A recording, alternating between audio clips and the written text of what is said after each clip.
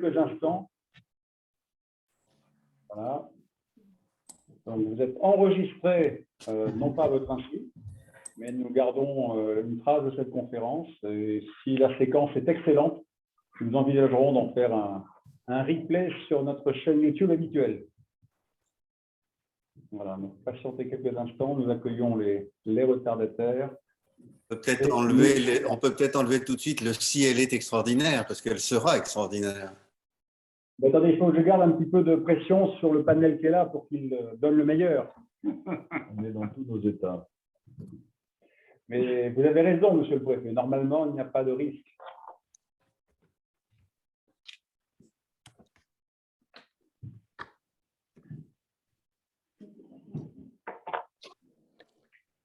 Ça va, ça rend comment ?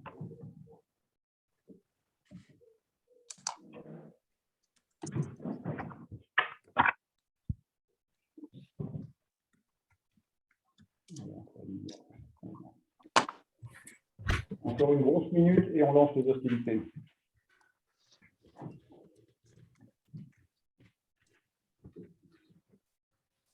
Bonjour.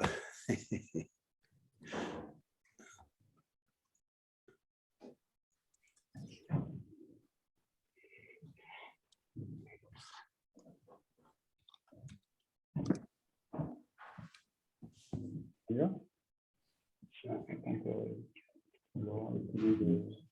Encore des gens qui arrivent. Bon, écoute,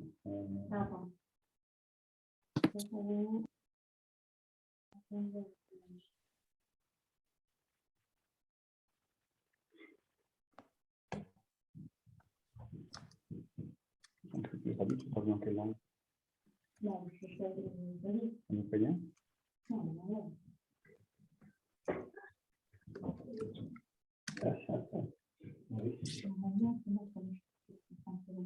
Ah oui? Ça marche vraiment bien? Ah oui. C'est la personne qui le met chez moi. Bien. Donc, nous avons réglé la plupart des problèmes techniques. Merci à Laura qui veille à chaque fois au grain. Donc, nous allons parler ce soir d'Ukraine. Comme tout le monde le sait, la situation est évidemment très compliquée. Et parmi les sujets qui posent question à l'Ukraine et qui posent question à nous autres pays européens et l'Europe, c'est la question énergétique. Et on peut évidemment se poser la question dans la future proche et moyennement proche, de savoir si finalement, dans la recomposition de nos besoins en approvisionnement et en indépendance énergétique, l'Ukraine ne serait pas amenée à jouer un rôle important, ce qui suppose évidemment que la situation en Ukraine se stabilise, y compris sur ces questions-là, et qu'elle sécurise ses propres approvisionnements, et qu'après, nous puissions effectivement envisager avec l'Ukraine un certain nombre de partenariats, de coopération, de façon à pouvoir l'intégrer dans un schéma d'indépendance énergétique européen complètement revu en profondeur. Alors, pour en parler ce soir, nous avons la chance de réunir trois amis de Sinopia, que je vais vous présenter rapidement. Au préalable, pour ceux qui ne nous connaîtraient pas, ce qui peuvent être quelques-uns autour de la table, donc Sinopia est un think tank indépendant il y a une dizaine d'années, créé en 2012.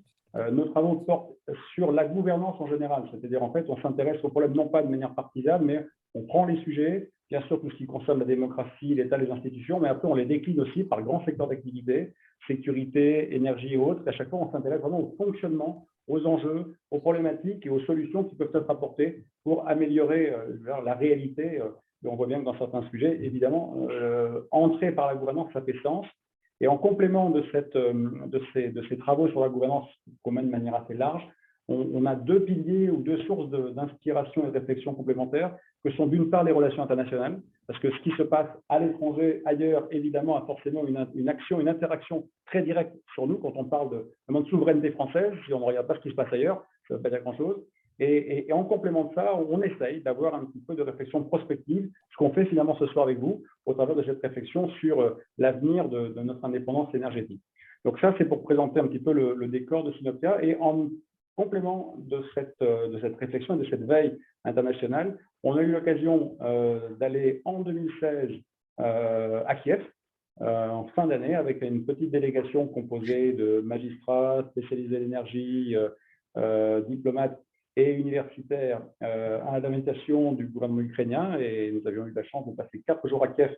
C'était très intéressant. Et dans une même dynamique, nous avions organisé en 2019 un voyage en Hongrie.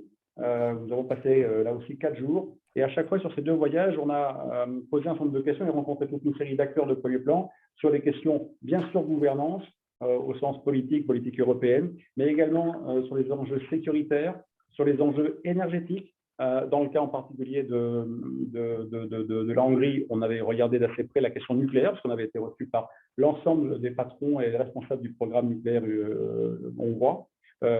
Et également, nous regardons les questions relations internationales. Voilà. Donc à chaque fois, ça a été très riche, très utile aussi en termes de compréhension des enjeux qui se posaient dans ces pays.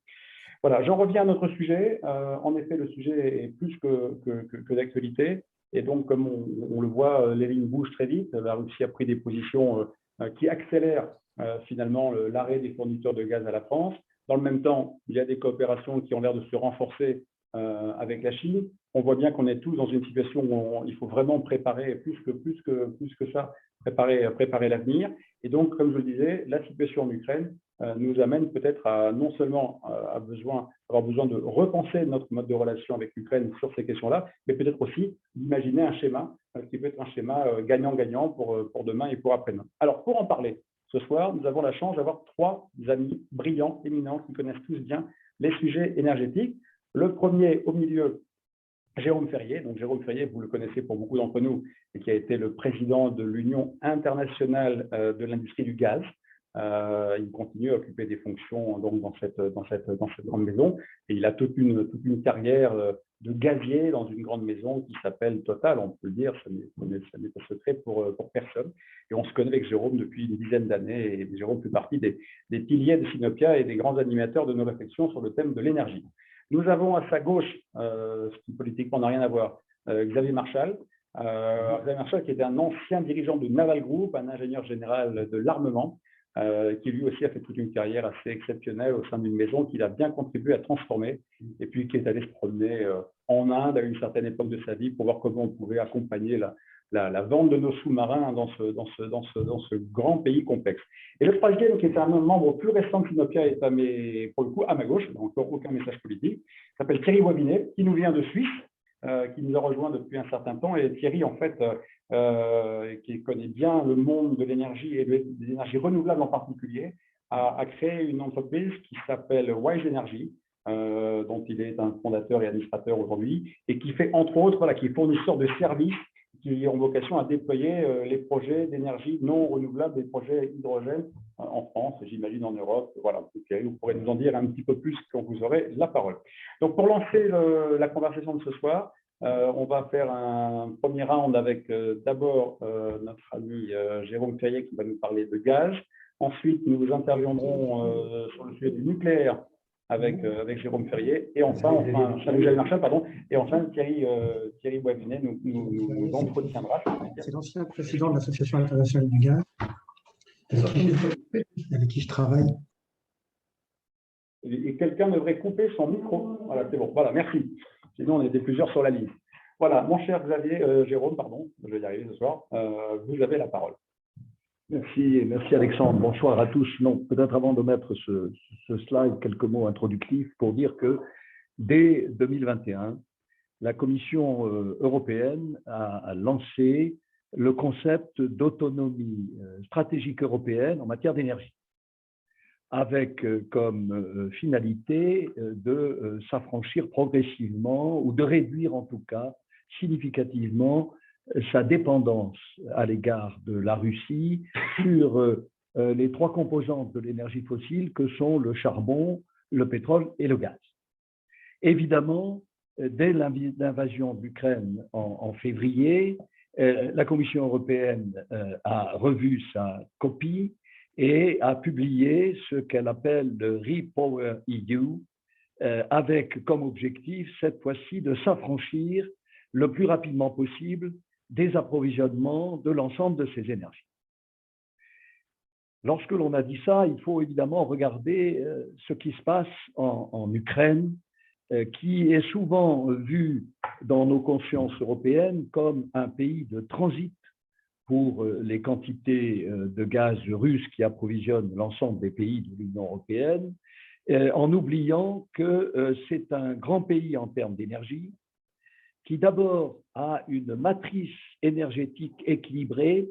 Une matrice, c'est la répartition de l'ensemble des énergies qui contribuent au complément de l'ensemble des besoins en termes d'énergie d'un pays. Et pourquoi cette matrice est équilibrée? Parce qu'elle est constituée de 3/4, en quelque sorte, entre le charbon, le nucléaire et le gaz naturel. Il y aurait d'ailleurs, selon les mots de Pagnol, un 4e tiers, vous savez, dans ce film célèbre, qui est un tiers minoritaire constitué par le pétrole, mais essentiellement assis, cette matrice énergétique, sur des réserves de charbon et de gaz naturel considérables. L'Ukraine est un grand pays gazier.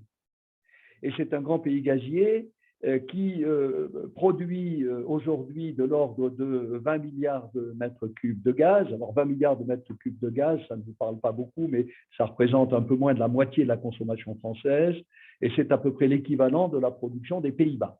Et les Pays-Bas, je le rappelle, c'est le second pays en Europe, derrière la Norvège, qui ne fait pas partie de l'Union européenne, mais qui est un pays européen, en termes de production de gaz. Donc c'est pèse dans la matrice complète européenne gazière avec cette production de 20 milliards de mètres cubes. Et en termes de consommation, l'Ukraine en consomme de l'ordre de 30, 29 exactement. Et il y a donc, là aussi, c'est un pays significatif en termes de consommation, puisque ça le positionne, là aussi, au niveau des Pays-Bas, grand pays gazier, ou de l'Espagne, un peu au-dessous de la France, mais tout de même dans les pays européens importants sur le plan de la consommation gazière. Et cette consommation gazière et cette production gazière, elle est assise sur des réserves qui vont bien au-delà de sa capacité actuelle de production. Autrement dit, le potentiel de l'Ukraine, dont on estime que les réserves pourraient être de l'ordre entre 1000 et 1100 milliards de mètres cubes, si vous rapportez ça à la production annuelle, vous voyez que c'est plus de 50 ans de réserves en gaz, ce qui est considérable, parce que ça ne veut pas dire qu'au bout de 50 ans, il n'y a plus de gaz, parce qu'en règle générale, chaque année, on découvre à peu près ce qu'on produit. Et donc, c'est une échelle glissante. Donc, avoir 50 années de réserve, pour avoir un ordre de grandeur, le pays le plus important aujourd'hui en termes de consommation, de production, ça reste encore les États-Unis. Les États-Unis, ils ont 10 ans de réserve devant eux, leur potentiel de réserve. Là, il y a un potentiel de réserve absolument considérable qui va bien au-delà de la capacité de production de ce pays. Mais ce pays, il est aujourd'hui essentiellement connu par sa capacité de transit. C'est là que je veux bien que vous passiez la slide. C'est la seule slide que je vous montrerai, mais qui me semble assez explicite sur la problématique du transit du gaz européen. Cette carte, elle date de 2017. Donc, les chiffres sont à peu près comparables aujourd'hui. Disons que l'Europe consomme un peu moins qu'en 2017, mais les ordres de grandeur sont bons. L'intérêt de cette carte, elle montre la réduction significative qui s'est opérée en 2017 du transit du gaz à travers l'Ukraine. C'est la différence entre la flèche rose supérieure, la plus grosse, et la flèche rose médiane. Et cette réduction, elle a été évidemment liée à la mise en route du Nord Stream 1, qui est le tuyau en rouge foncé qui apparaît en haut. Et vous voyez que la capacité des 55 milliards de mètres cubes du Nord Stream 1 a permis de réduire, a fait que la réduction du transit en Ukraine est passée de l'ordre de 140 milliards avant cette mise en service, avant 2017, à 93 milliards de mètres cubes. Et cette carte a été faite à l'époque pour montrer le risque pour l'Ukraine et quelque part pour l'Union européenne aussi, de la mise en route du Nord Stream 2, c'est-à-dire le doublement du Nord Stream, rajouter à nouveau 55 milliards de mètres cubes par cette voie du Nord, aurait pu amener à une réduction à ce moment-là très significative du transit à travers l'Ukraine, qui aurait été réduite à la flèche rose du bas, c'est-à-dire 26 milliards de mètres cubes. Et ces 26 milliards de mètres cubes, c'était une réduction à la fois pénalisante pour l'Ukraine, parce que l'Ukraine bénéficie des tarifs de transport du gaz russe les Russes laissant en contrepartie du coût du transit des quantités de gaz à travers l'Ukraine, mais pénaliser aussi, d'une certaine façon, l'Union européenne. L'Union européenne a besoin d'avoir des approvisionnements en provenance de Russie qui soient géographiquement équilibrés. Et ça devenait moins le cas quand vous réduisez la partie sud et que vous augmentez la partie nord, même si vous le compensez en partie par les tuyaux que vous voyez figurer en bas, notamment le Turkish Stream, qui est un tuyau qui aurait dû arriver d'ailleurs jusqu'en Bulgarie et qui finalement aujourd'hui atterre en Turquie, mais très proche de la frontière européenne. Donc cette carte montre la problématique qui s'est progressivement installée sur le transit de gaz russe à travers l'Ukraine.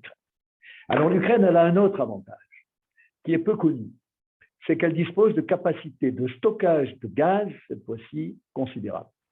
Et le stockage de gaz, c'est très important parce que c'est ce qui vous permet d'équilibrer vos besoins entre été et hiver.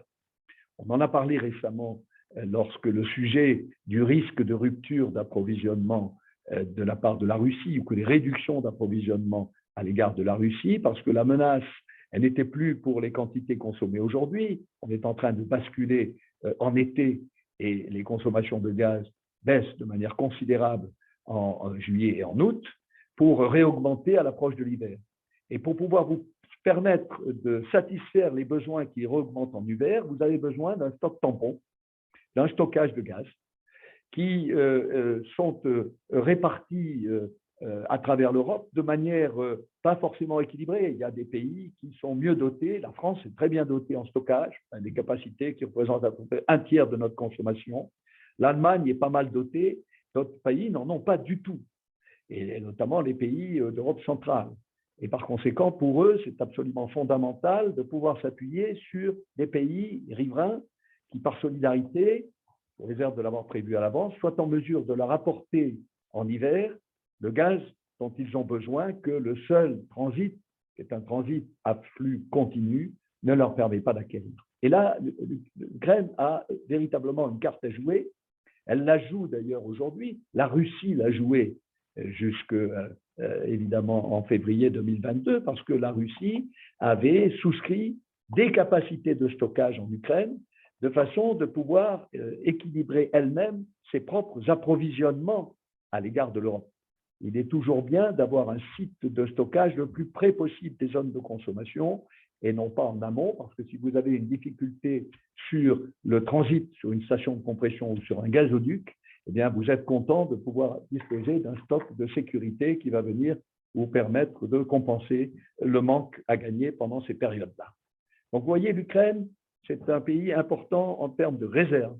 C'est un pays encore important en termes de transit et c'est un pays important en termes de stockage. Alors, comment imaginer aujourd'hui, et c'est le sujet que je voulais évoquer avec vous, parce qu'il me paraît que l'issue aujourd'hui incertaine de la guerre qui continue de frapper ce pays ne doit pas empêcher les pays de l'Union européenne de réfléchir à sa reconstruction.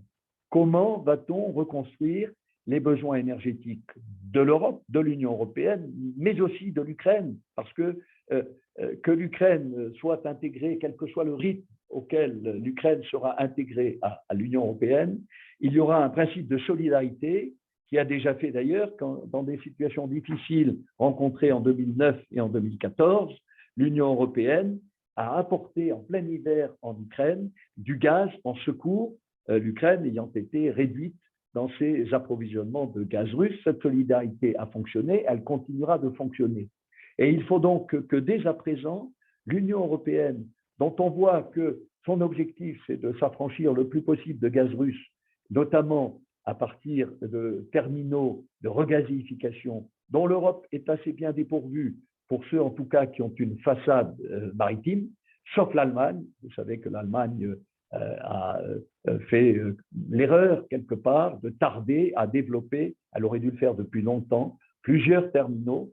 Elle ne l'a pas fait, pourquoi? Parce qu'elle avait le Nord Stream et parce que ça fait partie d'un élément de négociation avec la Russie. Elle s'aperçoit aujourd'hui qu'elle est à court C'est le seul pays ayant une façade maritime ne disposant pas d'un terminal de regasification pour pouvoir importer des quantités de gaz naturel liquéfié. Et elle est en train d'en développer 4, pas un, à marche forcée, 2 terrestres et 2 maritimes, pour pouvoir justement disposer d'autres sources d'approvisionnement que le gaz terrestre en provenance de Russie.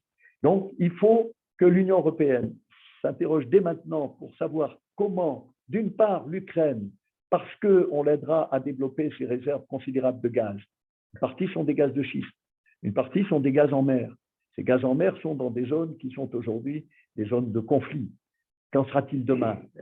Rien ne doit empêcher, en tout cas, de pouvoir imaginer des scénarios de façon d'aider à mettre en évidence ces ressources gazières très importantes qui sont quelque part au cœur de l'Europe. En tout cas, ce sont celles qui sont les plus proches des pays de l'Union européenne.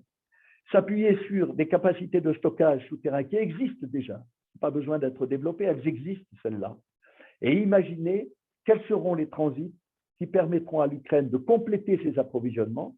Je disais tout à l'heure qu'elle est approvisionnée d'environ 10 milliards de mètres cubes en gaz russe. Il faudra que ces 10 milliards de mètres cubes, voire davantage, elle les trouve ailleurs demain. Et c'est par des transits sur les pays riverains, à travers la Roumanie, à travers la Bulgarie, peut-être avec des terminaux, il faut y réfléchir et le voir, mais il faut en tout cas que le système d'interconnexion et de réseau de distribution de grands transports européens de gaz en Europe intègre dès à présent la composante ukrainienne. Merci Jérôme. Juste une rapide question. Les réserves ukrainiennes, celles qui sont en mer, on a bien compris que pour l'instant c'était compliqué compte tenu du conflit. Celles qui sont sur terre, est-ce qu'elles sont déjà très bien localisées? Est-ce qu'elles sont potentiellement faciles à exploiter? Alors localisées, elles le sont. Une partie importante de ces réserves se trouve dans le Donbass ou à proximité du Donbass. Donc ça posera une question demain, incontestablement. Ces réserves, pour être en mesure de savoir si elles sont mobilisables, il faut faire des forages. Et toute la différence entre les réserves estimées et les réserves prouvées une fois que tu as fait les forages qui permettent de les exploiter. Mais potentiellement, l'Ukraine est un pays gazier, ils ont déjà des gisements de gaz qui produisent 1 milliard de mètres cubes. Et donc, comme les structures géologiques sont assez identiques, mis à part les gaz de schiste qui sont sur des structures différentes, on a de bons espoirs de trouver davantage de gaz pour mobiliser ces réserves. D'accord. Merci. Charles-Xavier Marchal, si je ne me trompe pas, on a bien compris que le modèle ukrainien ne reposait pas que sur le gaz, et c'est tant mieux. En revanche, on pouvait, certains dans le grand public, on a pu le dire, bon, depuis Tchernobyl, il n'y a plus de nucléaire en Ukraine. Eh bien, pas du tout. Il y a toujours du nucléaire et, semble-t-il, l'Ukraine est un grand pays nucléaire. Voilà, on va en parler parce que, en introduction, je voulais simplement rappeler qu'il y a 8 ans, quand même, c'est pas si vieux que ça, le 26 juin 2014 exactement, la chaîne Euronews diffusait un débat sur la sécurité énergétique des Européens à la suite de la crise en Ukraine conséquente à l'annexion de la Crimée par la Russie. Autour de la table, un industriel autrichien, une élue écologiste du Bundestag et le directeur de la régulation du marché de l'énergie à la Commission européenne, qui est lui-même de nationalité allemande. On leur a simplement posé la question « Comment assurer l'indépendance énergétique de l'Europe avec cette menace russe maintenant avérée ?» Bon. Et le problème, c'est que pendant 20 ou 25 minutes, ils se sont étripés pour savoir s'il valait mieux développer du gaz de schiste ou du pétrole de schiste en Europe de l'Ouest. Ça paraît surréaliste d'entendre ça aujourd'hui, mais quand on revoit le truc, on est vraiment suspendu à la table. Les grands stratèges, c'est incroyable. Non, mais je veux dire, ça pour dire qu'on ne voulait pas imaginer autre chose, et en particulier, pas un mot sur le nucléaire, évidemment. Or, effectivement, l'Ukraine est un grand pays nucléaire, et on va voir que c'est digrement intéressant pour l'Europe, d'une façon générale. C'est formidable pour eux, et c'est très intéressant pour l'Europe. Alors, ce nucléaire, d'abord, évidemment, le premier réflexe qu'on peut avoir, c'est de dire « Oh là là, mais c'est dangereux, la guerre, etc. » C'est un fait. Si les belligérants veulent s'amuser à disséminer de la matière nucléaire, il faut s'acharner un peu, c'est quand même pas facile, mais ils peuvent y arriver. Je pense que c'est manifestement pas leur intérêt, ni d'un côté ni de l'autre, et que je dois pouvoir dire qu'on est à peu près à l'abri de ce genre de choses. Maintenant, quand on dit s'acharner un peu, c'est qu'il faut bombarder sérieusement. Oui, il faut aller vraiment faire des trous aux beaux endroits, et puis pour arriver à disséminer de la manière, c'est pas facile d'approche, mais de façon générale. Bon, alors, le point important, c'est quand même, il y a 15 réacteurs en Ukraine, qui sont sur 4 sites différents. Il y a une carte, si on peut la montrer. Comme ça, on verra un petit peu visuellement tout ce que ça représente. Ça, c'est la carte du gaz. Voilà. Donc, il y a 4 sites, dont un, effectivement, n'est pas très loin des champs de bataille. À Fort-Rosia, au sud-est, là où il y a 6 réacteurs. Et puis, dans les autres sites, il y a 4 et 3, et puis il y en a 2 actuellement à Constantinople, et il y en a 2 autres en construction. Alors, l'ensemble fait tout de même une puissance assez importante, capacité de production assez importante, avec une puissance installée de 13 gigawatts, c'est-à-dire milliards Là, je vois, c'est Zaporizhzhia. 6 unités à Zaporizhzhia. Voilà. 6, 3, 2 et 4, enfin je ne sais plus, au total, en tout cas, il y a 15 réacteurs sur ces 4 sites. Et ça couvre quand même 50% des besoins d'électricité du pays, ce qui est quand même considérable. Et ça en fait de loin le 2e pays en Europe sur le nucléaire, après la France. On sait quand même, en France, c'est à peu près 62, 64 gigawatts installés. Là, on a 13 gigawatts installés. Le pays suivant, c'était la Grande-Bretagne, qui n'a que 8 gigawatts installés. Donc, on est quand même assez loin, quoi. Et avec l'Ukraine, on a affaire à un pays qui est quand même très, très nucléarisé. Et c'est, ma foi, important de savoir que l'essentiel des technologies utilisées, c'est ce qu'on appelle les réacteurs de Rosatom, la compagnie russe, qui s'appelle les VVER. Et c'est l'équivalent de ce qu'on appelle en français le PWR, dont je présente, des réacteurs à eau pressurisée, Pressure Water Reactors. Donc, la différence importante avec Tchernobyl, qui a été fermée depuis, c'est qu'à Tchernobyl, on avait une technologie qui est à l'eau bouillante et un modérateur graphique. Intrinsèquement, ce sont quand même des processus de production d'énergie moins stables que dans le cadre de l'énergie produite par les réacteurs PWR à eau pressurisée. Et ce qui fait que dans l'accident de Tchernobyl, le paramètre intrinsèquement moins sûr a joué, parce que c'est une erreur humaine, mais il y a quand même plus de difficultés avec quelque chose qui est intrinsèquement moins stable. C'est un fait. Donc Tchernobyl étant fermé, ce que je veux dire, c'est que non seulement évidemment le réacteur qui a explosé, mais les 3 autres ont été fermés. Donc l'ensemble de l'installation du site de Tchernobyl est fermé. On a en Ukraine que des réacteurs à eau pressurisée, d'un type très connu en Occident, qui est le procédé à eau pressurisée. Alors, 2 mots de ces réacteurs VVER. En Europe, il y en a pas mal, parce que la Russie en a exporté non seulement en Ukraine, mais en Hongrie, en Slovaquie, en République tchèque, la Roumanie aussi qui en veut d'autres, et c'est aussi exporté plus loin en Turquie et en Iran, au moins. Donc ce sont des successeurs, les VVER et leurs successeurs, en fait, c'est un peu les fleurons de Rosatom aujourd'hui.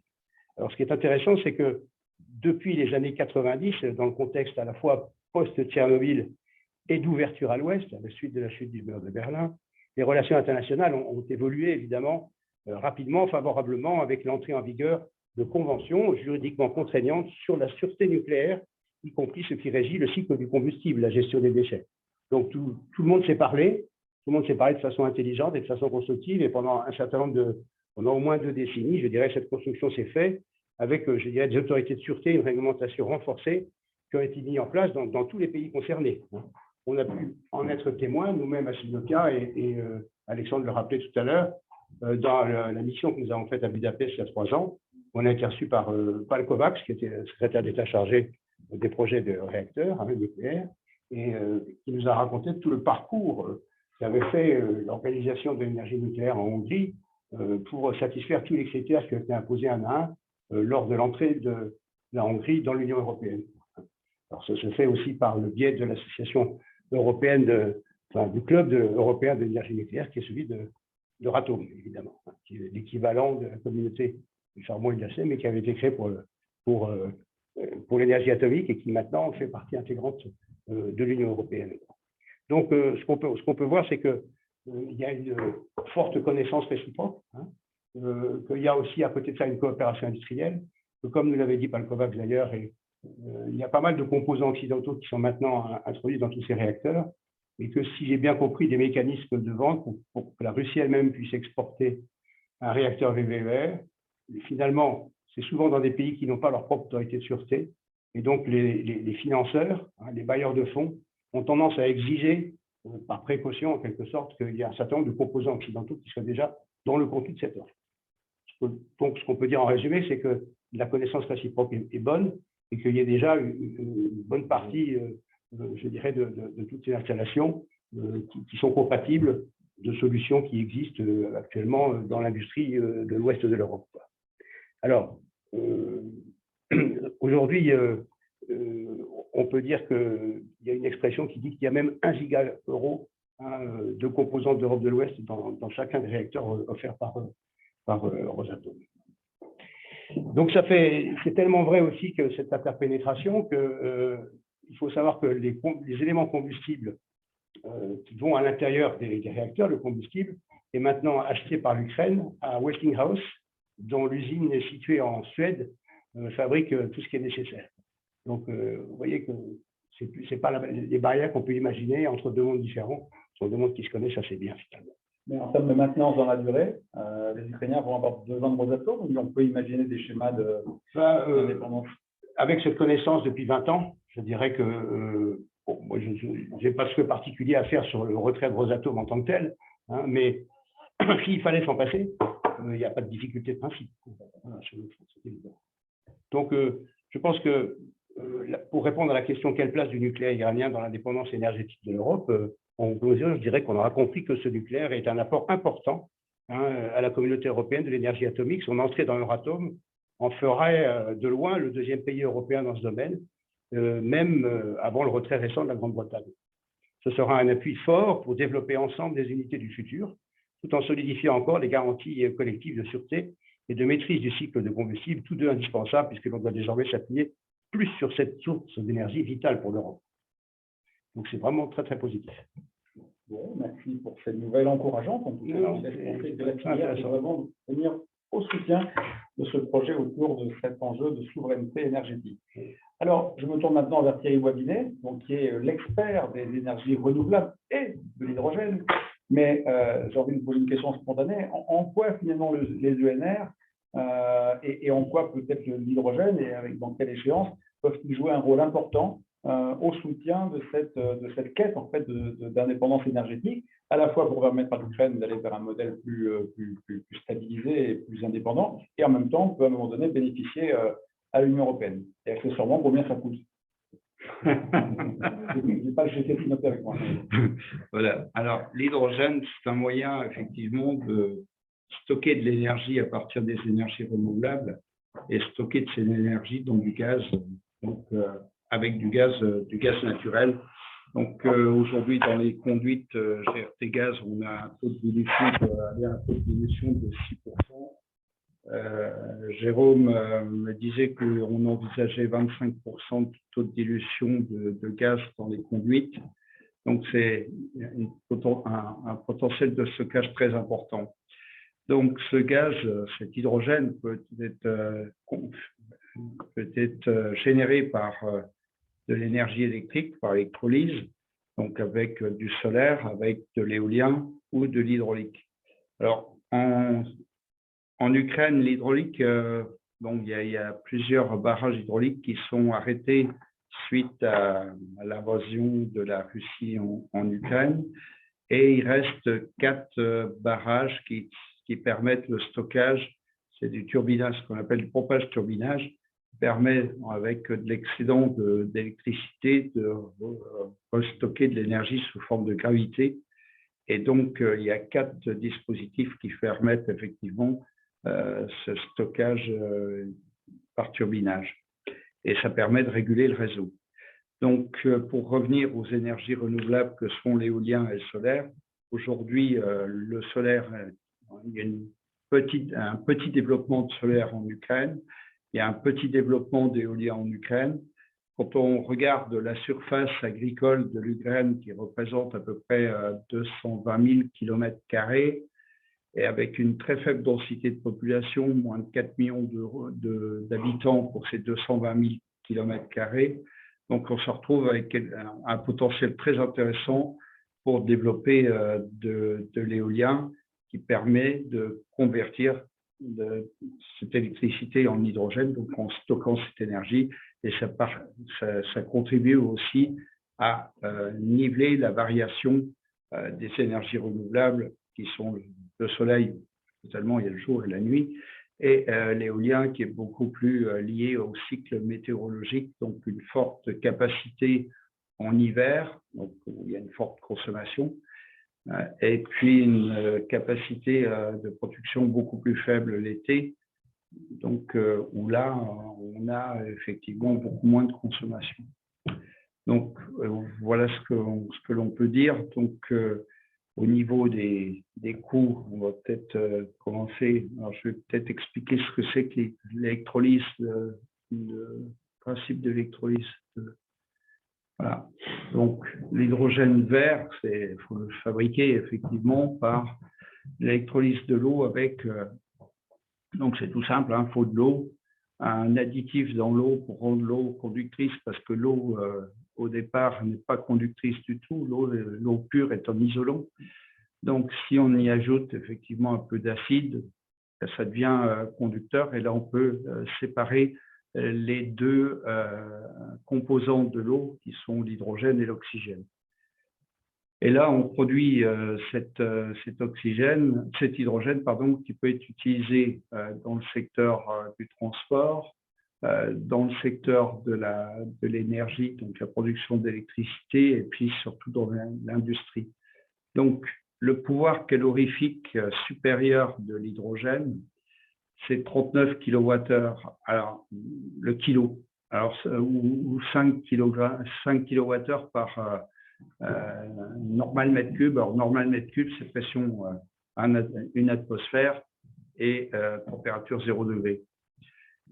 Le meilleur système pour faire cette électrolyse de l'hydrogène, c'est l'électrolyse en membrane échangeuse de protons, parce qu'elle permet d'accepter la variation de l'énergie électrique due tout simplement aux énergies renouvelables. Et le rendement, donc les rendements, on va dire que c'est aux alentours de 70%, avec une température de 75 degrés. Ça peut fonctionner jusqu'à 30, 50 bars, voire même au-delà. Et il faut 57 kWh pour en produire 39. Donc, on a un rendement, grosso modo, de 70% au total.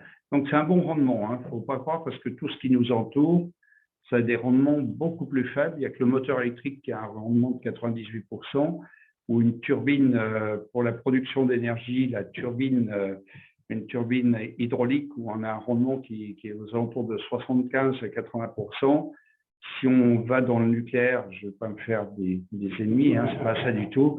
On tombe pour une filière Westinghouse à 33%, filière EPR 36%.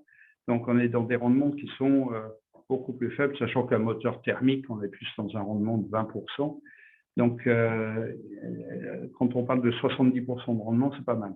Voilà. Donc, on va continuer. Donc, la ressource éolienne, pour pouvoir faire fonctionner ce dispositif, il faut du vent, tout simplement. Donc, on a un vent qui est aux alentours de 6 mètres secondes. 6 mètres secondes, ça fait grosso modo 24 km/h.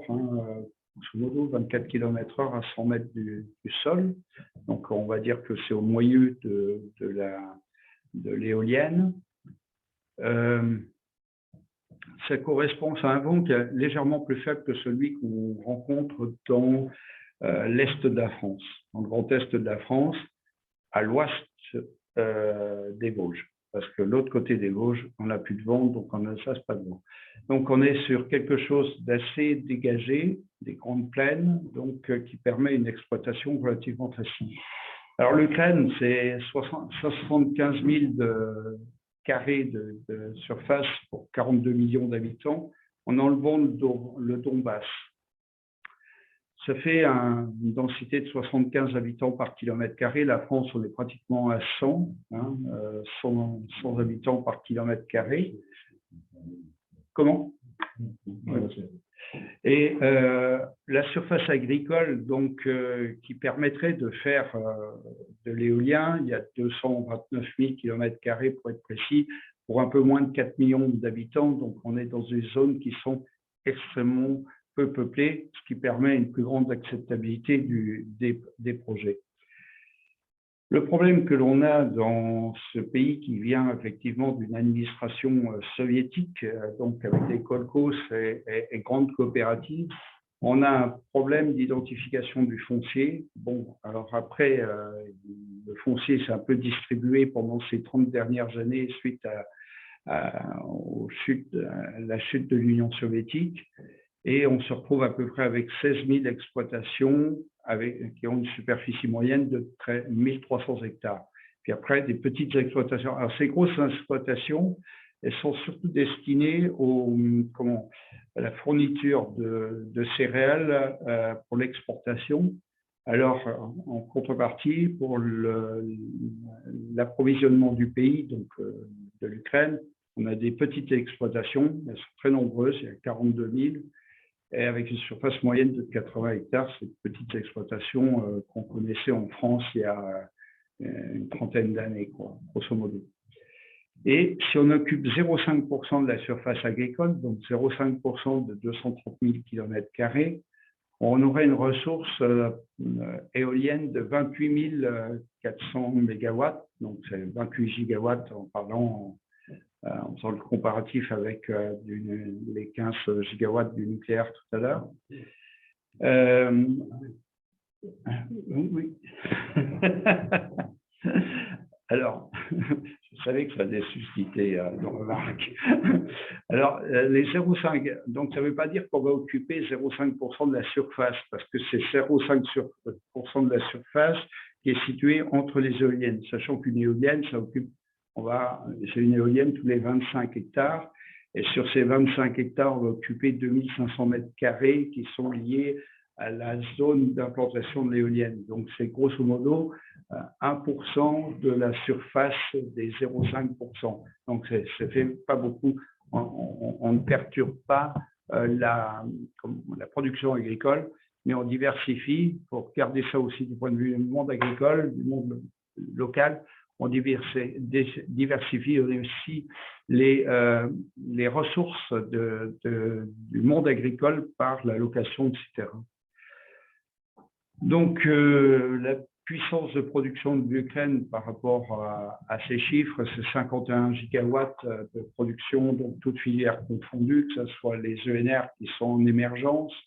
On a parlé du nucléaire, on a parlé du charbon et du gaz, et ça fait effectivement ces 51 000 mégawatts. Alors, pour parler de l'argent, une éolienne, donc on va prendre une éolienne de 6 mégawatts, qui est les derniers produits disponibles sur le marché. Donc une éolienne de 6 mégawatts, ça va faire 6 fois 1,3 million d'euros. Donc 7,8 si je ne me trompe pas. Donc ça fait 37 milliards d'investissements pour les 28 gigawatts si on le fait comme ça. Un électrolyseur, c'est 1,6 million par mégawatt. Donc, si on prend 50% de la puissance éolienne qu'on envisage de mettre sur le réseau et que l'on le transforme en hydrogène sur cette partie-là, c'est un investissement de 23 milliards. Donc, 23 milliards plus 37, ça fait un compte rond de 60 milliards. Et ça permet effectivement d'avoir une véritable production énergie renouvelable, sachant que, là, je vais de nouveau, je vais le faire avec le nucléaire, donc ça, je ne vais pas me faire haranguer. Voilà. Un kilowattheure d'éolien, c'est 15 grammes d'équivalent CO2, c'est à peu près pareil que le nucléaire, grosso modo. Par contre, pour vous donner un chiffre par rapport au charbon, un kilowattheure produit avec le charbon, c'est 1 kg de CO2. Et avec le gaz, c'est nettement mieux, puisqu'on est à 500 grammes de CO2 pour 1 kilowattheure produit.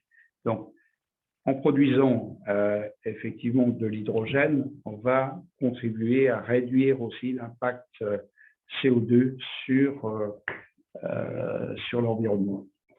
Donc, si on prend une capacité de production, donc les 6 mètres secondes que l'on avait au-dessus, et puis des éoliennes qui vont faire 160 mètres de diamètre, on est en capacité de produire 37 térawattheures par an, sachant que l'Ukraine, c'est 200 térawattheures, il me semble, annuels de production. La France, c'est 475 térawattheures par an de production, avec un coût de l'énergie qui va se situer aux alentours de 60 € par mégawattheure, donc un coût de l'énergie qui est sensiblement… Alors, pareil,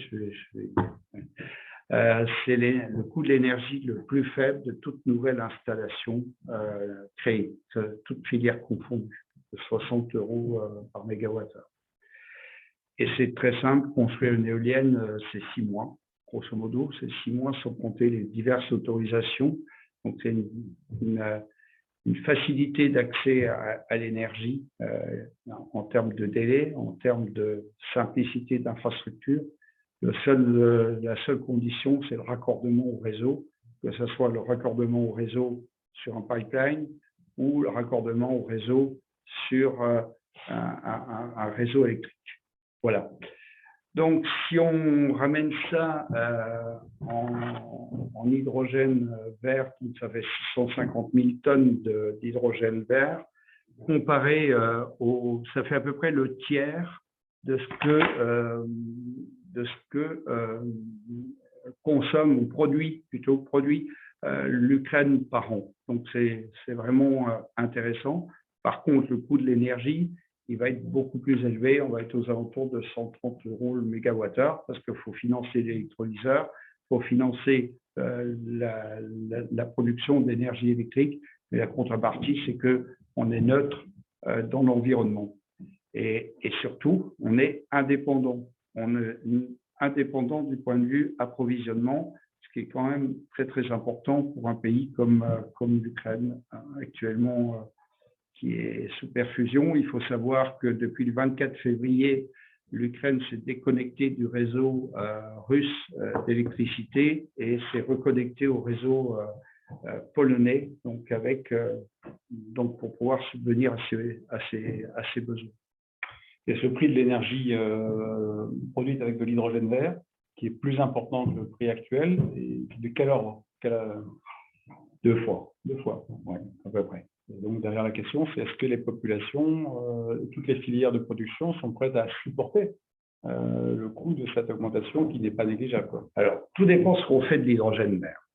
Si l'hydrogène vert, on le brûle, comme on le pourrait le faire effectivement dans une turbine ou dans une chaudière, hein, tout simplement, c'est vrai que c'est cher. Après, si on l'utilise dans des turbines qui permettent la mobilité, on est dans des coûts qui sont relativement faibles. Puisque entre autres, il y a les Norvégiens qui viennent de mettre au point une turbine qui fonctionne à l'hydrogène pur et qui a un très très bon rendement, donc qui peut effectivement dont on peut se servir pour faire de l'électromobilité, que ce soit dans des bus, que ce soit dans des trains, des camions. Il y a plein d'applications derrière. Et le stockage de l'hydrogène dans des bouteilles de 700 bars, c'est très simple, c'est une bouteille en fibre de carbone avec un niveau de sécurité qui est très supérieur à un réservoir d'essence d'une voiture qui est, je trouvais là dans la rue. Voilà. Vous parlez d'électrolyseur aussi. Alors, l'électrolyseur, donc j'en ai parlé. Alors, la pile à combustible, elle a un rendement. Donc, la pile à combustible, qu'est-ce que c'est? C'est la conversion de l'hydrogène. On va plutôt faire une fusion de deux atomes, l'atome d'hydrogène et l'atome d'oxygène, pour recomposer l'eau. Et on va générer et de l'électricité et de la chaleur. Le rendement en termes de rendement électrique, on est aux alentours de 50%, ce qui est quand même pas mal. Et puis, on arrive à 70% si on récupère aussi la chaleur. Voilà. Autre question, le chiffre de 60 milliards est posé, ça donne une base effectivement, un cadre d'investissement. Oui. Mais une fois imaginons que les autorités ukrainiennes donnent leur feu vert, imaginons qu'il y ait des financements qui soient trouvés, il faudrait combien de temps pour déployer un tel programme de construction d'éoliennes?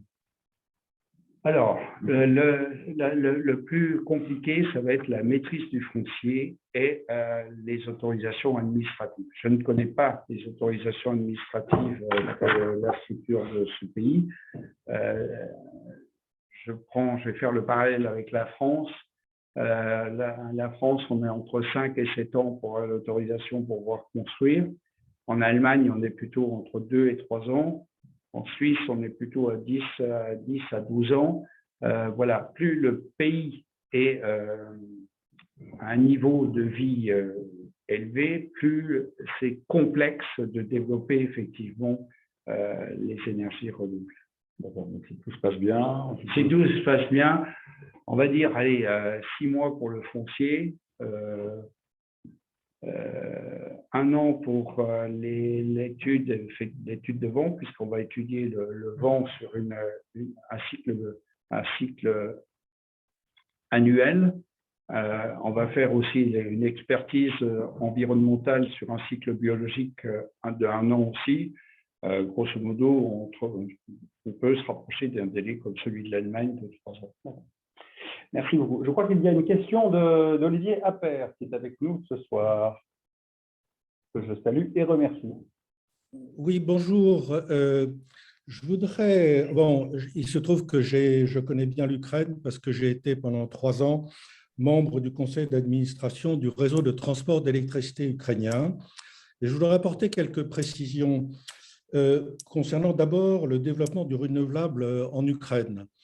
Le renouvelable s'est développé relativement rapidement, en particulier avec des financements internationaux qui étaient abondants.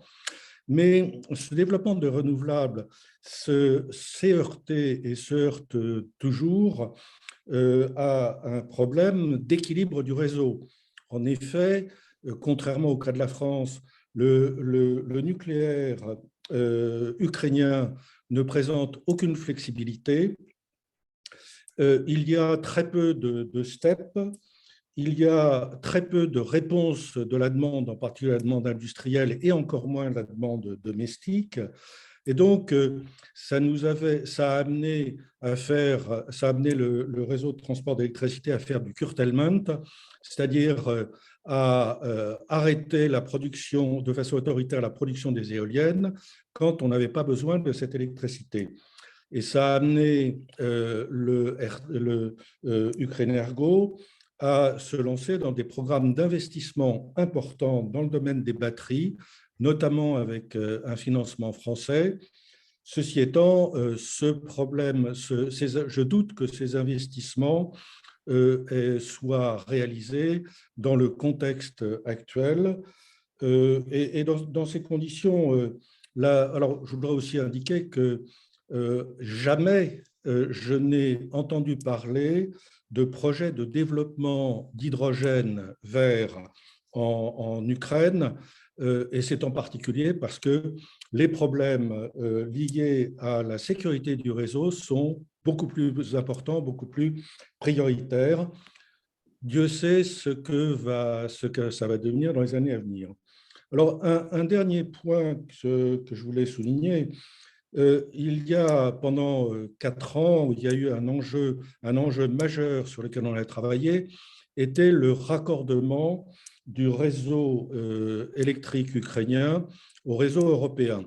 En effet, quand il y a des tensions sur les approvisionnements, en priorité, on fait appel à de l'électricité provenant de Russie ou de l'électricité provenant de Biélorussie, les interconnexions, malheureusement, avec le réseau européen étant relativement limitées. Ceci étant, pendant 4 ans, le Ukrenergo a négocié, a discuté âprement avec ENSOE pour voir les conditions de raccordement du réseau électrique ukrainien au réseau européen. Et il était prévu de faire des tests de fonctionnement en hiver pendant 1 semaine et puis en été pendant 1 semaine. Le test de fonctionnement en hiver a commencé précisément le 24 février. Et on n'a pas attendu, je ne sais pas quel est le résultat de ce test, on n'a pas attendu le test qui devait se faire aussi en été. Et donc, ENTSO-E a accepté l'intégration du réseau européen, du réseau ukrainien au réseau européen. C'est un geste quand même important de rapprochement vis-à-vis de l'Europe. Ceci étant, alors il y a aussi la Moldavie qui est dans le coup. Ceci étant, il y a on n'est pas sorti de l'auberge dans la mesure où un très grand nombre d'investissements doivent être faits pour renforcer les lignes, les interconnexions avec le réseau européen. Actuellement, il y a une interconnexion avec la Pologne, il y en a une autre beaucoup plus faible avec la Roumanie.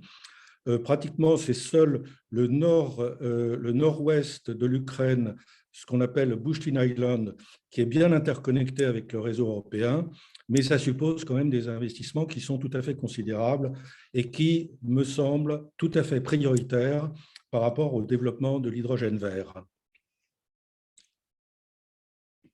Alors, je vais mettre un point quand même important, l'hydrogène vert.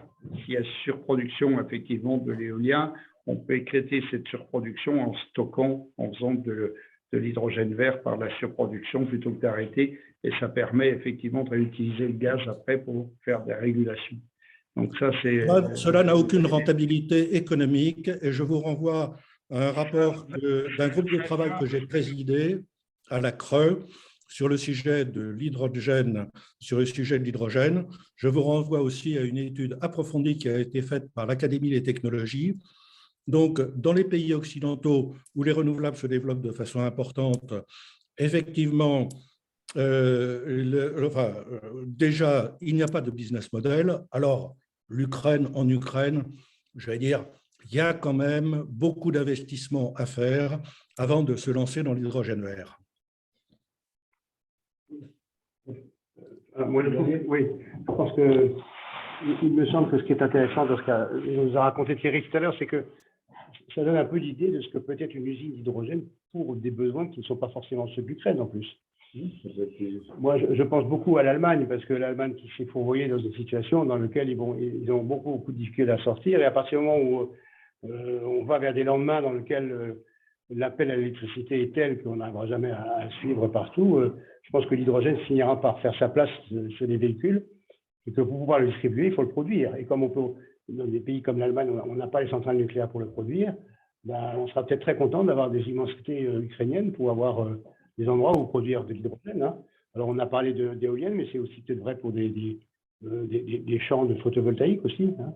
À ma connaissance, l'Allemagne a des projets en Afrique de gigantesques barrages pour pouvoir produire de l'hydrogène. Là, on a quand même une bonne opportunité. Hein. Ça fait partie du paysage, me semble-t-il. Oui. Alors, moi, je vais revenir sur le business model. Le business model, moi, j'ai développé les énergies renouvelables en 2003. Un business model avec un prix de l'énergie qui était beaucoup plus cher que celui qui est aujourd'hui le prix de rachat de cette électricité. On ne gagnait pas sa vie, je vous le dis. Et pourtant, le prix il était très contesté, on ne gagnait pas sa vie.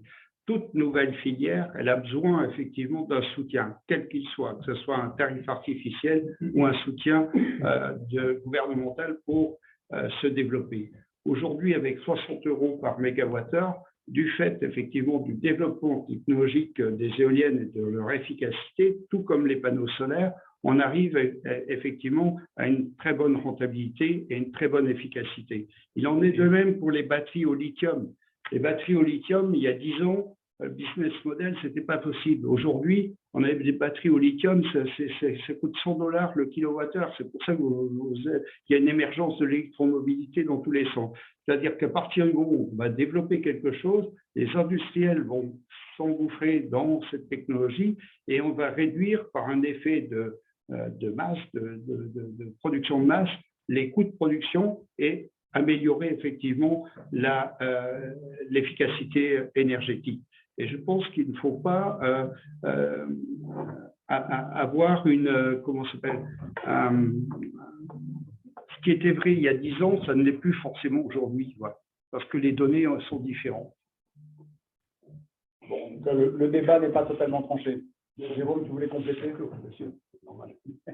Oui, ce que je voulais dire, c'est que la capacité considérable des espaces agricoles ukrainiens a deux incidences. Celle qu'a expliqué Thierry sur la capacité à développer de l'énergie renouvelable, je dirais de type éolienne ou peut-être solaire, davantage éolienne avec une acceptabilité plus grande de par la faible densité de population. Mais la deuxième incidence, c'est le biogaz. Ayons présent à l'esprit que le biogaz, qui est ce gaz issu de déchets agricoles, et dont on voit que les pays de l'Union européenne ont tous en tête une accélération du développement, faut-il encore avoir les espaces agricoles. En cela, la France et l'Allemagne sont probablement les mieux placés de l'Union européenne, mais on voit qu'il y a un potentiel énorme sur l'Ukraine lié à non seulement ces espaces agricoles, mais ces exploitations agricoles, et qui seront de nature, demain, à pouvoir produire de biogaz. Alors, ce biogaz, c'est comme le gaz naturel, hein, c'est du méthane. Comme on dit, à partir du moment où vous avez les réseaux de transport à proximité, ce biogaz, vous pouvez l'injecter et venir en complément en termes de production. Donc, voilà, les espaces agricoles ukrainiens doivent faire penser à l'ensemble des énergies renouvelables, pas simplement celles qui ont été évoquées, type éolienne, mais également le biogaz produit à partir de déchets agricoles. Okay, merci Jérôme. Est-ce que quelqu'un a une question en ligne? Ah, il y a encore une slide de qui? C'était le slide de comparaison de la production ukrainienne. Donc, on voit qu'il y a une baisse du fossile. On est passé de 212 térawattheures en 90 à 57, 58 en 2019, donc une baisse de 73%. Le nucléaire qui a légèrement augmenté, à peu près 9%, et les énergies renouvelables qui ont augmenté de 23%, donc en prenant l'hydraulique, la biomasse, l'éolien et le solaire. Alors l'hydraulique, comme je disais tout à l'heure, il y a plutôt une baisse de l'hydraulique à cause de l'invasion russe qui a effectivement certaines centrales hydrauliques ne seront plus dans le giron ukrainien. Voilà. Donc il y a beaucoup à faire sur la biomasse, il y a beaucoup à faire sur l'éolien, il y a beaucoup à faire sur le solaire, surtout dans ces grands espaces. Et c'est une indépendance énergétique totale. C'est juste la technique hein, pour pouvoir transformer de l'énergie mécanique ou radiative en énergie électrique. Donc, oui, au total, ça fait moins 48 avec le fossile qui a baissé. Ouais. Il faut voir aussi que l'Ukraine a perdu à peu près un tiers de sa population. J'ai oublié de le dire, j'ai un autre tableau aussi, c'est important. C'est colossal. Avant les derniers événements, parce que là, les chiffres sont de 2019. Jérôme, juste pour revenir un instant sur les questions qui touchent au gaz. Donc nous, on a bien compris, Européens, que faute d'avoir les bons tuyaux qui nous approvisionneraient depuis les pays producteurs, en l'occurrence la Russie, parce qu'on les a aujourd'hui, il y aura de moins en moins d'approvisionnement. On se tourne vers le GNL. On a bien compris que les Allemands étaient embarrassés, mais qu'ils allaient construire très rapidement. Alors, si on se met du côté des Ukrainiens aujourd'hui qui n'ont pas de terminaux GNL, et dont on imagine assez peu rapidement le développement de telles installations, parce qu'il faut des ports. Mariupol, malheureusement, est dans un état compliqué, et puis la sécurité n'y est pas garantie. Odessa, pour l'instant, tout va bien, mais c'est miné de manière intégrale. Donc, comment vont faire les Ukrainiens demain pour s'approvisionner en gaz, sachant qu'ils vont avoir ce besoin très rapidement? Alors, c'est vrai que pour disposer de gaz naturel liquéfié importé, il faut être sur une façade maritime, avoir une infrastructure portuaire, développer ce qu'on appelle une usine de regazéification de gaz à laquelle vient s'accoupler le méthanier qui amène du gaz naturel liquéfié qu'on regazéifie sur le réseau. Et c'est vrai que tous les pays européens, à l'exclusion de l'Allemagne, et qui en aura demain, disposent de un ou plusieurs de ces terminaux. Ceci dit, ce n'est pas rédhibitoire. Pourquoi? Parce qu'aujourd'hui, les pays d'Europe centrale enclavés, typiquement la République tchèque et la Hongrie, ont des contrats d'approvisionnement de GNL en transit sur des pays européens qui disposent de terminaux de regasification. La République tchèque a un contrat avec la Pologne, qui a, on le voit peut-être sur la carte, la Pologne, oui, on le voit, voilà, vous êtes juste un peu au-dessus. Vous allez sur le rond bleu, voilà, vous y êtes exactement. Ça, c'est un terminal de regasification qui a été développé par la Pologne. Et donc, la République tchèque a un accord pour transiter des quantités de gaz naturel liquéfié qu'elle achète, dont elle dispose, pour diversifier un peu par rapport à un approvisionnement russe exclusif, et ensuite transiter sur les réseaux polonais pour livrer à la Tchéquie. Et la Hongrie a un accord avec la Croatie pour le terminal que vous voyez un peu plus au sud, de la flèche à gauche, voilà, un peu voilà, au-dessus, Kirk, le terminal de Kirk en Croatie, pour décharger à Kirk du gaz naturel liquéfié, transformé et regasifié sur le réseau et livré à la Hongrie. On pourrait très bien imaginer demain que l'Ukraine, dans ce souci de diversifier et de s'affranchir des approvisionnements russes, puisse avoir aussi une composante gaz naturel liquéfié avec un contrat qu'elle assurerait à partir d'un terminal qui pourrait être en Bulgarie, qui pourrait être en Hongrie, en Roumanie, ou qui pourrait être aussi plus au sud, en Grèce et en Turquie. Et ensuite emprunter les réseaux de gazoducs de transport. On se sert des tuyaux actuels et au lieu que ça vienne dans un sens, ça… Et voilà, on appelle le reverse flow, à condition d'avoir la station de compression qui soit capable de renvoyer dans l'autre sens. On sait faire ce genre de choses. D'accord. J'ai l'impression qu'il y a Laura, il y a une question qui nous est posée. Ouais. Comment intégrer la géopolitique de l'énergie en Ukraine à l'architecture de sécurité post-conflit? Rôle de l'Union européenne, solidarité durant la période de reconstruction et contrepartie. Le passé. L'amiral Vignarani. C'est une très bonne question. J'ai essayé un peu de l'esquisser. Il faudrait davantage de temps pour rentrer dans le détail. Mais l'idée, c'est que l'Union européenne, qui est en train de réfléchir à son schéma d'approvisionnement au regard de ses propres besoins. On estime que les besoins de l'Europe, qui aujourd'hui sont de l'ordre de 450 milliards de mètres cubes, vont être progressivement à l'étiage, vont être progressivement réduits, sous le double effet d'une réduction des consommations et d'une efficacité énergétique. Bon. Mais il restera des besoins gaziers à couvrir importants. Ces besoins gaziers peuvent l'être par deux sources. Une source maritime, je l'ai évoqué, c'est le gaz naturel liquéfié, qui évidemment a toute la souplesse et la flexibilité. C'est la plus élégante parce que vous pouvez vous approvisionner, changer d'approvisionneur de manière très rapide et en allant chercher des sources éventuellement éloignées, comme ça a été le cas avec les approvisionnements du Qatar, voire de l'Australie pour certaines quantités ou des États-Unis. Et puis, vous avez les tuyaux. Donc, n'oublions pas les tuyaux parce qu'il y a sur la partie Europe centrale et plus au sud des réserves de gaz identifiées considérables dans les pays que sont un peu l'Azerbaïdjan, mais surtout le Turkménistan, l'Iran, demain peut-être deviendra fréquentable, c'est quand même les deuxièmes plus grosses ressources réserves au monde, l'Iran, et puis la Méditerranée orientale, sujet très intéressant, ce gaz qui a été découvert au large d'Israël, de Chypre, de l'Égypte, peut-être du Liban demain. Il y a toute une problématique du Médor, avec un projet d'évacuation qui s'appelle Medgaz, donc le projet qui va sur la Grèce et l'Italie. Donc, il y aura des tuyaux d'approvisionnement vers le sud. Et ce que je dis, c'est qu'il faut que l'Union européenne intègre dès maintenant les besoins de ces pays riverains additionnels dont l'Ukraine fait partie parce que c'est un grand pays en termes de besoins et de consommation. C'est ça la leçon, c'est qu'il faut déjà intégrer dans le schéma de politique énergétique européenne la présence de l'Ukraine. Okay. On est sur du temps long. On le voit, les développements gaziers, c'est 5 à 10 ans. Est-ce qu'il y a des signaux qui montrent que la Commission prend en compte cette occurrence? Pas encore. Elle a lancé, donc c'est tout récent, le RePower EU. Ça a été lancé le 18 mai. Voilà. Il y a un mois et demi. Et ça a pour objectif d'accélérer l'autonomie ou la fin de l'indépendance trop grande vis-à-vis du gaz russe. C'est ça l'objectif prioritaire.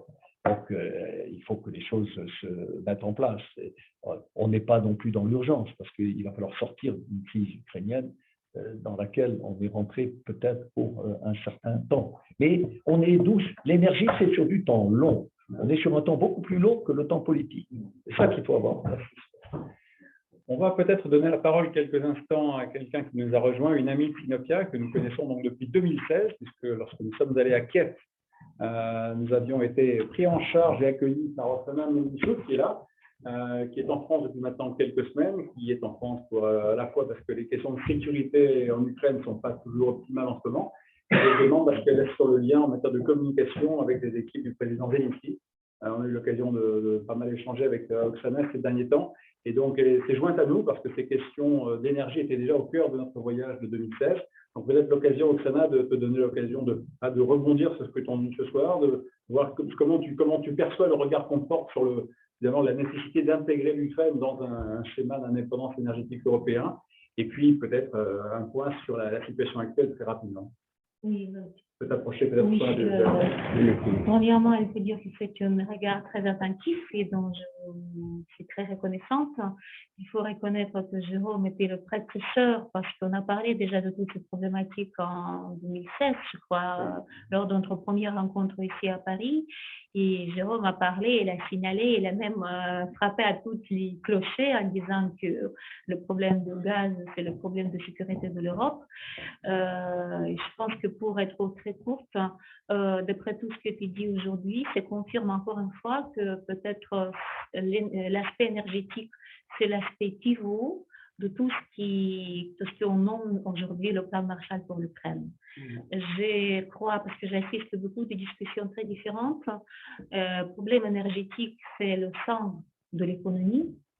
Et quand on parle de reconstruction de l'après-guerre, il faut que tous les projets, les stratégies construisent autour de cet aspect majeur qui pourrait être réunificatif et qui pourrait jouer un aspect d'intégration de l'Ukraine dans l'économie européenne. Tout le monde est conscient, en Ukraine aussi, que c'est un chemin long.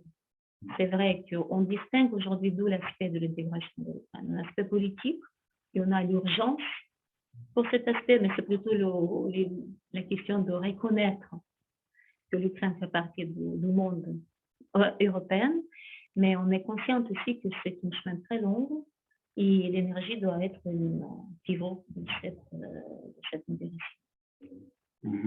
Ça fait le lien avec ce que disait Jérôme depuis longtemps, que les tuyaux étaient les facteurs de paix, en fait. Oui. Et de stabilité. Okay. Les politiciens ne prennent pas toujours en compte tout ce qu'ils disent les experts. C'est bien. C'est ça, absolument. Bon, merci, Oksana. On aura peut-être l'occasion de prolonger cette discussion à Paris ou ailleurs. Est-ce qu'autour de la table ou des différents écrans qui sont là, il y a des questions pour compléter ou des interventions pour compléter ce qui a été dit de brillant jusqu'à présent? Et j'anticipe sur la conclusion. Je ne vois aucune main. J'ai une toute petite question. Les EPR, pour l'instant, c'est totalement en champ. Ça n'a jamais été envisagé comme quelque chose exportable dans un pays comme l'Ukraine. C'est ça ta question. Par contre, il y a quelque chose qu'on parlait effectivement tout à l'heure de stabilité du réseau. Il y a quelque chose qu'il faudrait envisager dans le réseau européen, c'est les centrales, les SMR, les centrales de 200-400 mégawatts à sel fondu ou à sodium, qui permet effectivement de stabiliser le réseau en fonction des fluctuations des autres énergies. Et ça, c'est quelque chose qu'il faut développer. Vous voyez, je suis en énergie renouvelable, mais... Non, je n'osais pas le dire, mais merci de le dire. Voilà, premier à défendre cette idée.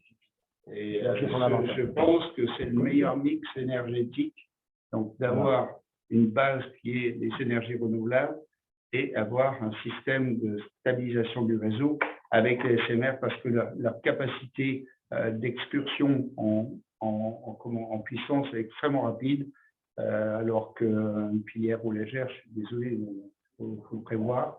L'EPR, il faut le prévoir encore beaucoup plus. Ça, c'est vraiment la solution d'un réseau moderne. Voilà. Surtout, ça permet de développer des produits qui seront des véritables produits en série, quoi. Et ça peut être un projet européen. Et puis modulaire Et européen, c'est-à-dire avec la participation de tous les pays concernés. Ça, c'est quand même un projet très intéressant. Je prends l'exemple russe, ils en ont mis en Baltique dans l'eau, donc ça refroidit naturellement. En plus, ça fait 30-50 mégawatts, donc c'est tout petit, et ça permet effectivement d'avoir de l'énergie, en plus avec des sites qui sont très lourds. Concernant l'Ukraine, juste une question avant le déclenchement de la guerre. Quelle était la sensibilité de la population ukrainienne aux questions relatives à la transition climatique, aux changements en termes de mode de consommation? On voit bien en Europe que les choses bougent à échelle rapide, qu'on a même imposé, ou on est en train d'imposer en fait une sortie du moteur thermique et des voitures moteurs thermiques à échéance 2035, ce qui est demain, et ce qui est absolument vertigineux. Est-ce qu'on imagine, je ne sais pas comment l'Ukraine pourrait imaginer demain se passer voiture au moteur thermique à échéance 10 ans, et c'est potentiellement ce qu'on nous dessine. Mais au-delà de ça, quelle était la sensibilité de la population à ces questions? Est-ce qu'il y avait vraiment déjà une ouverture, une prise de conscience, une envie de se transformer, ou est-ce que la population était résistante? Ah non, au contraire, l'Ukraine elle est en transformation très rapide et la jeune génération elle est complètement dedans. Et notre gouvernement, il fait énormément. Vous savez, nous avons le ministre de digitalisation, qui est une jeune ministre, et c'est le ministère autour de laquelle est réuni tout ce qui est le plus contemporain, le plus moderne pour la transformation. On peut dire que nous avons le ministère de transformation. Et c'est d'ailleurs ce ministre qui a appelé Elon Musk, le premier jour de la guerre, en disant « Mon ami, tu mets donc quelques Sputnik, s'il te plaît. » Voilà. Donc, on est vraiment très branchés en ça. Et dans certaines questions, je peux dire que tout ce qui est digitalisation, par exemple, l'Ukraine, elle est même avancée par rapport des autres pays parce que quand rien n'était développé avant, c'est beaucoup plus simple de passer à la transformation. C'est comme l'effet en Allemagne à la fin du 19e siècle. C'est net, en Allemagne est très en retard par rapport au monde industriel et après c'était une vraie révolution. Nous sommes dans le même esprit, on a une soif de transformation. Donc ça veut dire que les Ukrainiens rouleront peut-être en voiture électrique avant les Français. Ah non, mais certainement. On va faire tout ça maintenant. De toute façon, malheureusement, il y a tellement de destruction que tout, il faudra refaire à zéro. Et d'ailleurs, les territoires agriculture, on a perdu 30% quand même pour le jour d'aujourd'hui. Perdu, ça veut dire occupé, puis endommagé. Miné, endommagé. Vous imaginez combien de métal est tombé sur notre terre maintenant? Je pense qu'on n'a pas encore conscience des vraies conséquences pour l'économie du monde. Non, mais ça va venir cet hiver. Ça va venir cet hiver. C'est ce sur quoi doit compter Vladimir Poutine pour appuyer sa stratégie, en disant que l'Occident va s'épuiser de subir les conséquences d'un conflit que les populations vont de moins en moins accepter. C'est pour ça que je suis aussi un peu fragilisée quand on dit à cause de la guerre en Ukraine, comme si c'est l'Ukraine qui est coupable. Je voudrais qu'on fasse toujours les accents comme il faut dans le monde des expertises, ça va, mais dans les médias, parfois, on dit que c'est à cause de la guerre en Ukraine, ou la guerre en Ukraine va causer telle ou telle chose, mais j'ai toujours envie de dire, mais ce n'est pas à cause de l'Ukraine, c'est à cause de ce problème énorme en Europe qui est apparu à cause de l'agression. C'est pour ça qu'on dit en Ukraine que c'est l'agression contre toute l'Europe. Contre l'agression contre l'Occident, pas l'agression contre l'Ukraine. Et j'ai appris beaucoup de choses que l'Ukraine était si importante en économie mondiale. On ne savait pas. En fait, la crise en Ukraine, enfin, cette guerre, ça confirme à quel point, comme l'a confirmé la crise sanitaire, à quel point finalement on est tous interdépendants. Et je crois qu'on avait totalement négligé cet aspect-là. Et dès que, quelque part, la machine économique mondiale ou la machine mondiale, flux de population, transfert, se grippe, ça a des conséquences et des répercussions absolument majeures, parfois très positives pour certains, et puis au sens profitabilité de certaines activités, et puis souvent très compliqué à assumer pour toutes les populations et beaucoup de pays. On est bien d'accord. Bon, messieurs, si vous n'avez plus rien à ajouter ce soir, il me reste à vous dire que comme vous étiez excellents, qu'Oksana a été brillante comme toujours, et que les questions peu nombreuses, mais étant d'un apport très riche, nous aurons le plaisir de mettre cette excellente conférence en ligne dans les prochains jours sur notre chaîne YouTube. Moi, je vous remercie d'avoir éclairé le sujet de manière très précise, très professionnelle, très complémentaire, et qui montre bien à quel point, en fait, ces questions-là, a priori, sont sans doute prises en main au niveau européen et qu'elles font partie des sujets sur lesquels il faudra inventer l'architecture européenne de demain en matière de sécurité, dans lequel l'énergie aura de fait un rôle très important à jouer, et que ça renvoie toujours et encore à ces enjeux de solidarité qui sont si chers à Joséphine Staron, qui avait écrit un livre là-dessus, des solidarités au sein de l'Union européenne, et qui a fait une thèse. Voilà. J'en termine là. Je vous souhaite à toutes et à tous une très bonne soirée. Merci d'avoir suivi cette émission en direct. Et merci à nos brillants intervenants. Merci à Oksana de nous avoir rejoints. Bonne soirée à tous et bravo à la régie, comme on dit maintenant. Merci. Au revoir, Amiral. Au revoir. Au revoir.